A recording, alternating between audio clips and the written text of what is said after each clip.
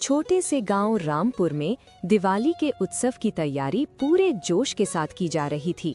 हर घर में लोग लाइट लगा रहे थे, बच्चे पटाखे खरीद रहे थे और औरतें मिठाई की दुकान मिठाई खरीद रही थीं। लेकिन उस रौनक के बीच गांव के आखिरी छोर पर एक छोटा सा टूटा हुआ घर था, जिसमें शामू अपनी बूढ़ी माँ पार्वती के साथ रहता था। शामू खेतों में मजदूरी करता था। उसकी माँ बीमार रहती थी।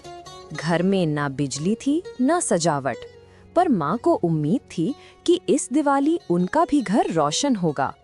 शामू जब 12 साल का था, तभी उसके पिताजी बीमारी के चलते उसे हमेशा के लिए छोड़कर चले गए। अब केवल उसकी माँ ही उसका सब कुछ थी।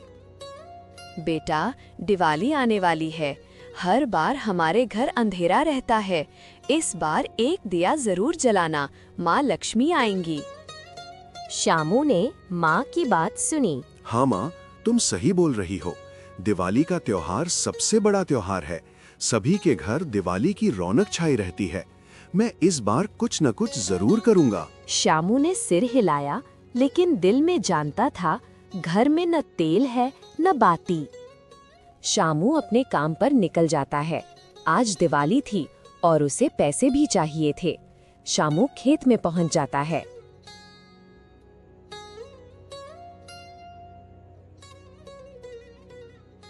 आ गए शामू, आज तुम्हें बहुत काम है। देखो तुम, आज खेत से मिट्टी एक जगह इकट्ठा करना है और हाँ, एक तरफ गड्ढा भी करना है। आज मुझे बहुत काम है, तुम भी फटाफट अपना काम कर लेना। इतना बोलकर सेठ वहां से जाने लगता है। शामू उन्हें रोकने की कोशिश करता है, लेकिन वो चले जाते हैं।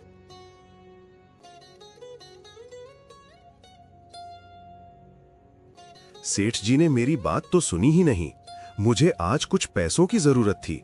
कोई बात नहीं, पहले मैं अपना काम खत्म कर लेता हूँ, उसके बाद सेठ जी से मिल लूंगा।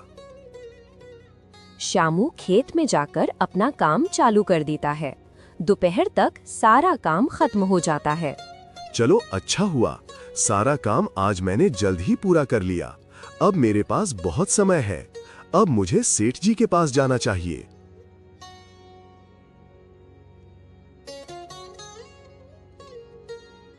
श्यामू सेठ जी के पास पहुंच जाता है। सेठ जी, मैंने पूरा काम खत्म कर दिया है।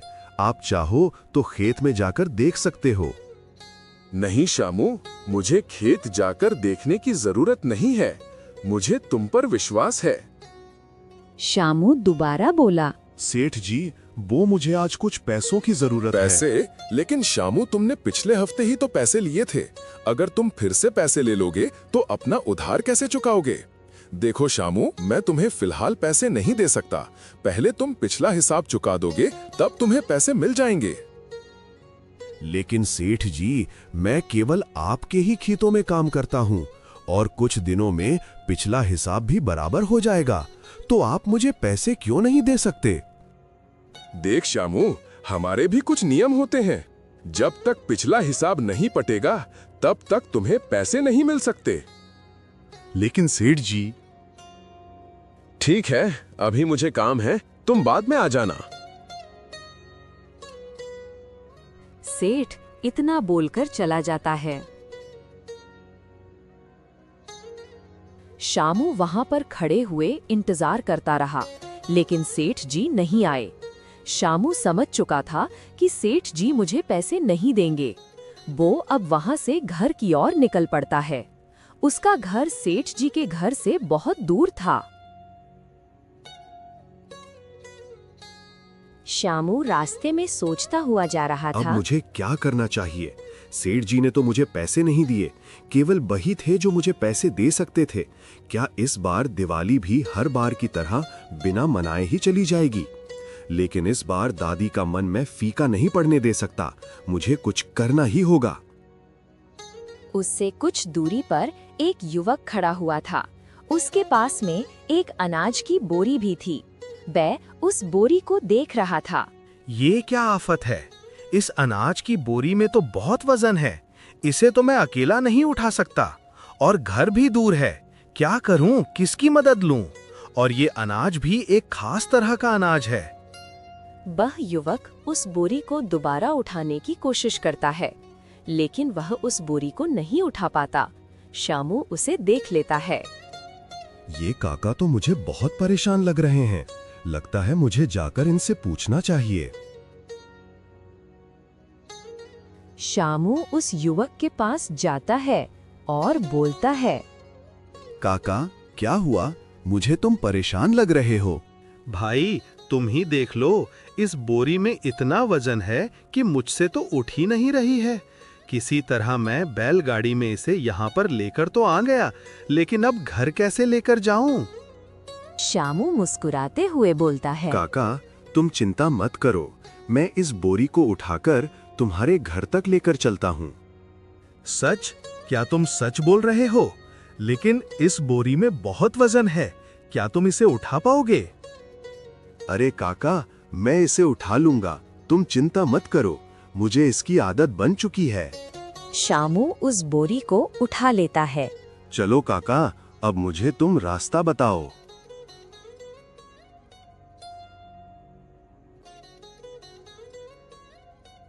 तुम्हारा धन्यवाद बेटे, जो तुमने मेरी मदद कर दी।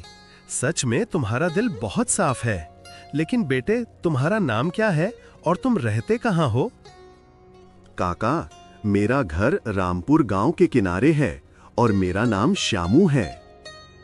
श्यामू बेटा, तुम्हारे पिताजी क्या करते हैं? मेरे पिताजी अब इस दुनिया में नहीं है। मैं और मेरी माँ ही मेरा सब कुछ है। लेकिन तुम्हें कुछ परेशानी है तो मुझे बता सकते हो। तुमने मेरी मदद की, मुझे खुशी होगी तुम्हारी मदद करके। ऐसी कोई बात नहीं है काका। चलो, अब मैं चलता हूँ, मुझे कुछ काम है।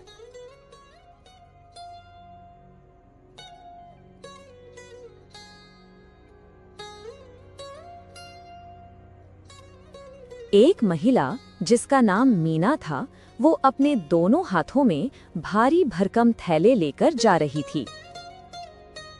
इन थैलों को मैं अब और नहीं उठा सकती। घर में तो सब लोग राजा बने बैठे हुए हैं और सारा सामान मुझे लेकर जाना पड़ रहा है। मैं घर जाकर एक एक को देख लूंगी, लेकिन अभी इतने सामान को मैं कैसे लेकर जाऊं?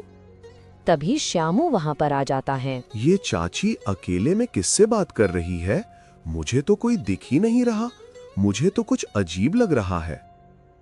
श्यामू मीना के पास पहुँच जाता है।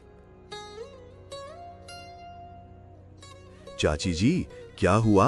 आप किससे बात कर रही हूँ? और आपके पास इतना सारा सामान है। क्या आपके साथ और कोई नहीं है? क्या करे बेटा, सामान ज्यादा तो है, लेकिन घर पर कोई है भी तो नहीं, और जो है वो सुनते ही नहीं। लाइए चाची जी, ये सामान मैं उठा लेता हूँ। लेकिन बेटा, तुम्हें कुछ परेशानी तो नहीं होगी? नहीं चाची जी, मुझे आपकी मदद करके बहुत खुशी होगी।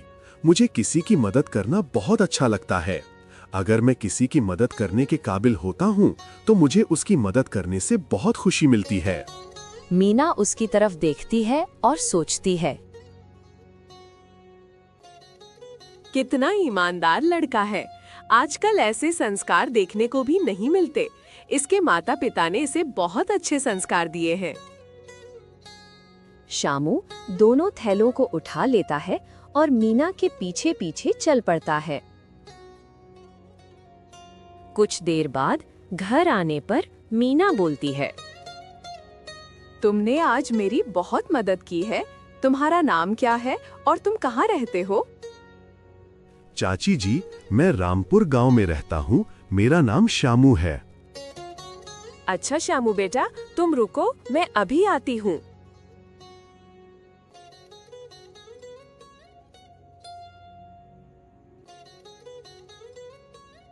मीना अंदर चली जाती है। अरे, मैं तो भूल गया, मुझे पैसों का इंतजाम करना है। माँ मेरा इंतजार कर रही होगी। शामू के जाने पर मीना वहाँ पर आ जाती है।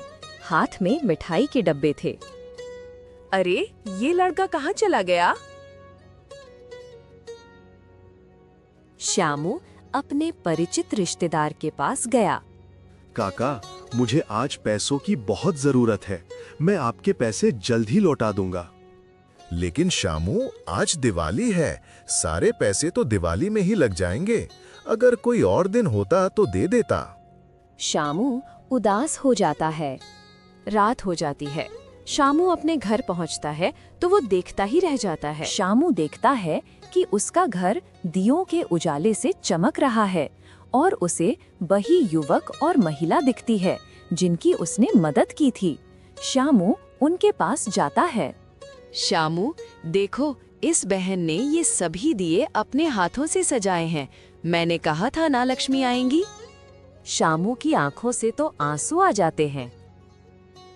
श्यामू, मैंने तुमको रुकने के लिए बोला था, लेकिन तुम वहाँ से चले गए, इसलिए मैं यहाँ पर आ गई और ये मिठाई मेरी तरफ से है जो मैं तुम्हें देना चाहती थी।